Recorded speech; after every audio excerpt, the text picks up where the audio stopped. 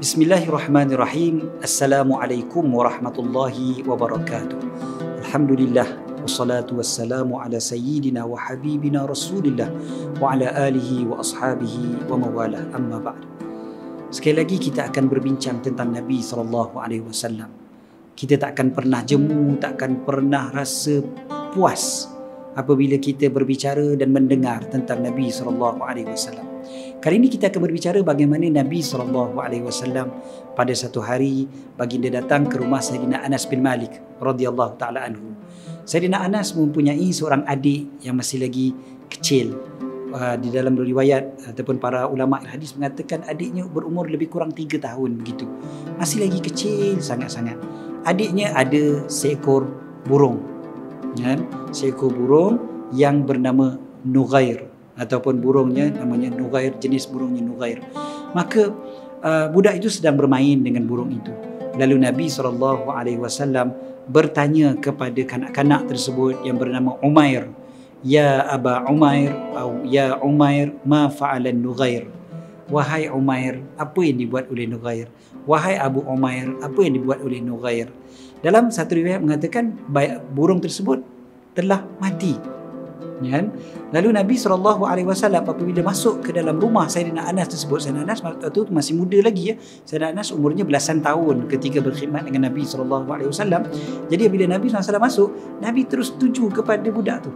Terus pergi kepada budak kecil tu dan bermain dengan beliau. Terus menegur beliau. Betapa indahnya akhlak Nabi SAW dengan seorang kanak-kanak. Baginda bukan macam tak pedulilah, biarlah, ini budak saja. Rupanya menggembirakan kanak-kanak adalah akhlak Rasulullah SAW yang mulia. Apa kata kita apabila kita berjumpa dengan kanak-kanak, jadikan kanak-kanak itu rasa dihargai. Nabi SAW yang bertanya. Kanak-kanak ni seorang yang cerdik. Dia tahu Nabi SAW ni adalah orang yang paling hebat, orang yang paling dikagumi, paling dihormati sekali oleh keluarganya, oleh jiran tetangganya dan sebagainya. Sekali bila Nabi SAW masuk, Nabi terus tuju kepada dia dan tegur dia. Tentu rasa, ya Allah, aku ditegur, aku dilayan dengan orang yang hebat begini, tetap layan aku. Dan tak adalah macam suruh aku ke tepi, suruh aku duduk jauh dan sebagainya. Tidak. Layan, bertanya. Biasakan kita bertanya kepada kanak-kanak. Rupa-rupanya bertanya kepada kanak-kanak juga adalah sunnah Nabi SAW. Kita biasa bertanya kepada kanak-kanak. Kadang kita tanya apa khabar, apa nama, berapa umur, dah makan ke belum dan sebagainya. Kita tanya pada budak-budak. Tapi kadang-kadang kita lupa ia adalah sunnah Nabi SAW. Kalau kita ingat ini adalah sunnah Nabi SAW, ini adalah akhlak dan adab Nabi SAW, maka kita beroleh pahala dan bertambahlah cinta kita kepada Nabi SAW. Jadi apa kata selepas daripada ni, biasa-biasakan jumpa kanak-kanak, layan dengan baik, tanya soalan. Kalau boleh kita gembirakan, dapat bagi gula-gula satu pun cukup dah. Menggembirakan kanak-kanak adalah sunnah baginda Nabi SAW. Baginda berpesan kepada kita, balighu anni walau ayah, sampaikan daripadaku walaupun satu ayat. Aku qauli hadza wa astaghfirullahal azim li wa lakum. Wassalamualaikum warahmatullahi wabarakatuh.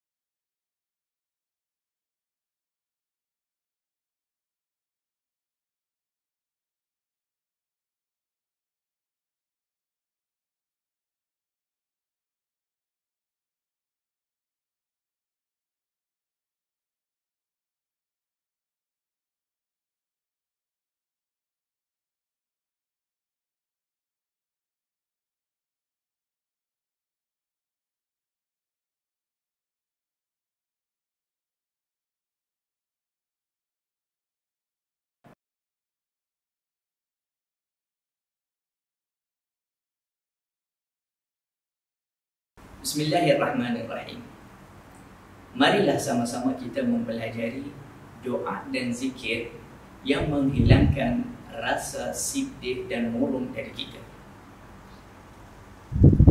Amalan yang pertama iaitu banyakkan membaca selawat atas Nabi Muhammad SAW. Dalam hadis yang diriwayat oleh Imam Tirmidzi dan Al-Hakim daripada Ubay bin Ka'ab, daripada ayahnya, beliau pernah tanya Rasulullah SAW. Dia kata, "Ya Rasulullah, bagaimana kalau saya isi masa saya untuk ibadah, masa saya semua tu dengan selawat atasmu ya Rasulullah?" Maka Rasulullah SAW jawab kepadanya, dia kata, "Idzan yakfika Allah tabaraka wa ta'ala ma ahammaka." Jadi Allah Subhanahu wa taala akan cukupkan kamu daripada segala perkara yang membuatkan kamu risau dan sedih, daripada perkara duniawi dan perkara di akhirat. Subhanallah. Jadi banyakkan selawat, insya-Allah rasa sedih itu akan hilang. Zikir yang kedua iaitu la haula wala quwwata illa billahil aliyyil azim. Sayyidina Ibnu Abbas radhiyallahu anhu, beliau berkata, Rasulullah sallallahu alaihi wasallam bersabda, "Man kathurat humumuhu wa ghumumuhu falyukthir min qawli la haula wala quwwata illa billah." Barang siapa yang banyak rasa sedih, banyak rasa risau di dunia ini, hendaklah dia memperbanyakkan baca la haula wala quwwata illa billahil aliyyil azim. Amalan ketiga iaitu membaca ya hayyu ya qayyum birahmatika astaghith. Dalam hadis yang diriwayat oleh Imam Tirmidzi, Sayyidina Anas radhiyallahu anhu, beliau berkata, jika Rasulullah SAW mendapatkan satu keadaan yang menyedihkan hatinya, maka Rasulullah SAW akan membaca ya hayyu ya qayyum birahmatika astaghith. Amalan yang keempat, yang terakhir insya-Allah, yang boleh menghilangkan rasa sedih dan murung itu iaitu memperbanyakkan membaca istighfar. Dalam hadis yang diriwayat oleh Abi Dawud, Nabi Muhammad sallallahu alaihi wasallam bersabda, barang siapa yang melazimi istighfar, yakni banyak baca istighfar kepada Allah Subhanahu wa taala, pasti Allah Subhanahu wa taala akan memberi kepadanya pintu keluar daripada segala kesulitan, dan pintu keluar juga daripada segala musibah dan masalah dalam hidupnya. Juga Allah Subhanahu wa taala akan memberi kepadanya rezeki daripada jalan yang tak disangka-sangka. Jadi ini adalah 4 amalan yang insya-Allah boleh menghilangkan rasa sedih daripada kita. Ada seorang ulama berkata, ramai manusia, bahkan manusia yang berakal, yang pandai di dunia ini, semua mereka berusaha untuk menghilangkan rasa sedih itu. Tetapi berbeza cara mereka. Dan cara yang betul, yang baik, yang sebenar, iaitu kita rujuk kepada Allah Subhanahu wa taala melalui bacaan zikir, istighfar, doa kepada Allah Subhanahu wa taala. Ballighu anni walau ayah. Sampaikanlah daripadaku walaupun 1 ayat.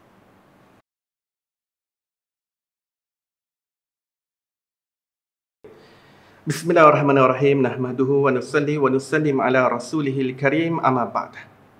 Pada video yang sebelum ini, saya sudah berkongsi kepada para penonton sekalian akan doa yang diajar oleh Rasulullah sallallahu alaihi wasallam untuk meminta cahaya, untuk meminta nur daripada Allah Subhanahu wa taala. Dan ianya adalah sebagai suatu bukti yang bahawa Rasulullah sallallahu alaihi wasallam juga adalah manusia yang telah dicahayakan oleh Allah Subhanahu wa taala, yang telah disinarkan dengan nur yang sempurna oleh Allah Subhanahu wa taala.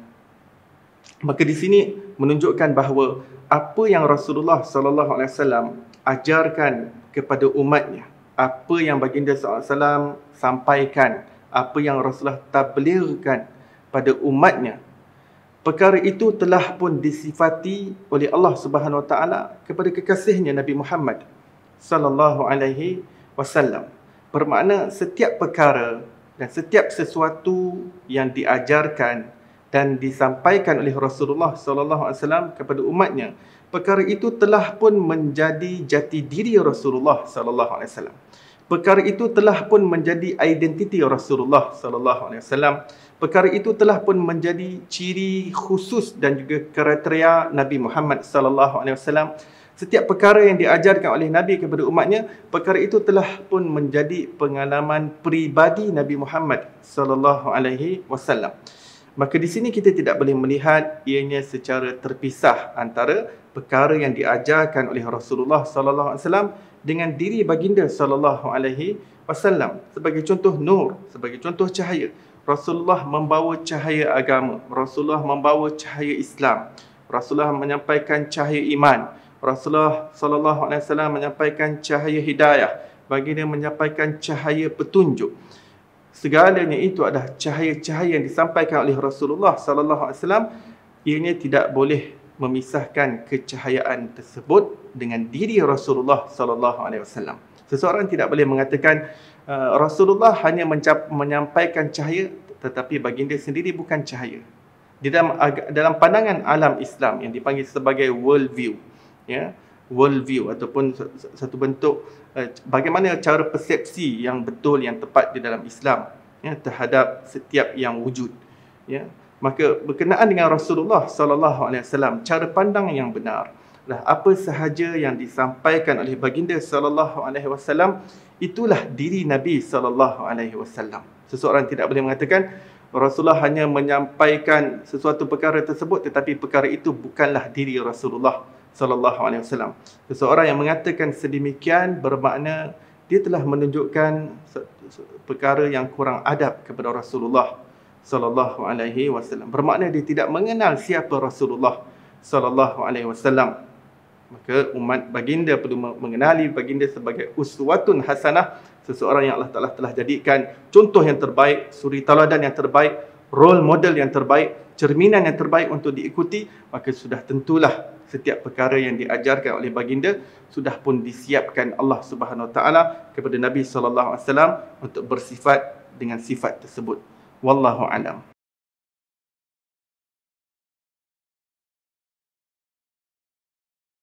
Apa khabar semua sidang penonton yang dikasihi Allah? Moga-moga anda terus ceria, terus tersenyum, dan jangan lupa untuk berselawat kepada baginda Nabi sallallahu alaihi wasallam. Moga-moga dengan berkat selawat kehidupan kita akan dipermudahkan dan segala hajat kita akan dimakbulkan oleh Allah Subhanahu Wa Taala. Kali ini saya nak kongsi bagaimana agaknya sunnah Nabi SAW yang sangat dekat dengan kita dan memang selalu kita amalkan. Tapi kalau kita tak niat untuk mengikuti ittiba', yakni menjadi contoh kepada Nabi SAW, maka kita akan rugi. Sedangkan benda ni kita buat hari-hari, apa dia? Memakai pakaian. Kan kita pakai baju, pakai seluar, ada macam-macam jenis pakaian, ada jubah. Kalau orang perempuan tu lagilah macam-macam jenis pakaian, daripada tudung, anak tudung sampai ke kaki, macam-macam jenis. Apapun pakaian yang kita nak pakai ataupun bagaimana gaya pemakaian kita, jangan lari daripada mengikuti contoh baginda Nabi SAW. Nabi SAW memakai pakaian yang bersih. Nabi pakai pakaian yang memastikan pakaian itu menutup aurat baginda Nabi SAW. Dan bila Nabi pakai pakaian, Nabi akan baca doa, dan doa ini kita boleh amalkan sama-sama, iaitu Ya Allah ya Tuhan kami, tutuplah keaiban kami. Ya Allah ya Tuhan kami, tutuplah aurat kami. Kerana apa? Aurat ini adalah cukup istimewa. Ia dijaga dan dipelihara bagi orang yang beriman. Sesuatu yang cukup mahal. Agama ini cukup istimewa, cukup eksklusif. Kita umat Muhammad cukup eksklusif, cukup mahal di sisi Allah Subhanahu Wa Taala.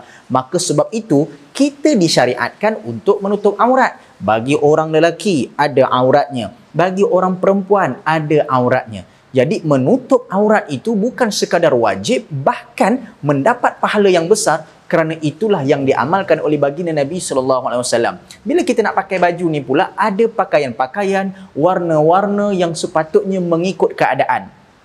Kalau zaman hari ni kita kata pakai ikut protokol lah, begitulah Rasulullah. Bila Rasulullah di rumah ada pakaian Nabi. Bila Rasulullah dengan para sahabat, ada pakaian Nabi sendiri. Kalau Nabi bertemu dengan pemimpin-pemimpin besar daripada dalam ataupun luar negara, ada pakaian-pakaian yang khusus. Kalau kita hari ni pergi pejabat, ada pakaian kita. Pergi masjid, ada pakaian kita. Pergi bersukan, ada pakaian kita. Jadi bermakna kita ketika itu sedang mengikuti cara berpakaian baginda Nabi SAW. Dan kena ingat bagi orang perempuan ni, bila nak berpakaian, jangan yang menjolok mata. Jangan yang nampak megah sangat sehingga boleh membawa kepada fitnah. Begitu juga kaum lelaki. Kena jaga-jaga nak bergaya. Jangan sampai kita boleh tasyabuh. Apa itu? Kita boleh menyerupai orang-orang yang tidak disukai oleh Allah Subhanahu Wa Taala. Jadi pakailah pakaian yang cantik-cantik kerana Allah itu cantik dan Allah sukakan yang cantik-cantik. Jaga kecantikan yang sedia ada, perhiasi, indahkan lagi perhiasan kita, dan insya-Allah kita akan sentiasa mendapat pengampunan daripada Allah Subhanahu Wa Taala. Jangan lupa untuk terus menyampaikan apa sahaja pesanan kerana Nabi berpesan kepada kita, balighu anni walau ayah, sampaikanlah dariku walau satu ayat.